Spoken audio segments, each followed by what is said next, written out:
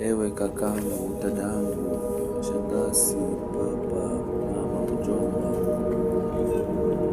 nyanya na wengine na marafiki zangu, kumbuka tunafanya kazi ili kuwa na kesho bora, ila si kushindana na wengine zikiwa na mafikirio.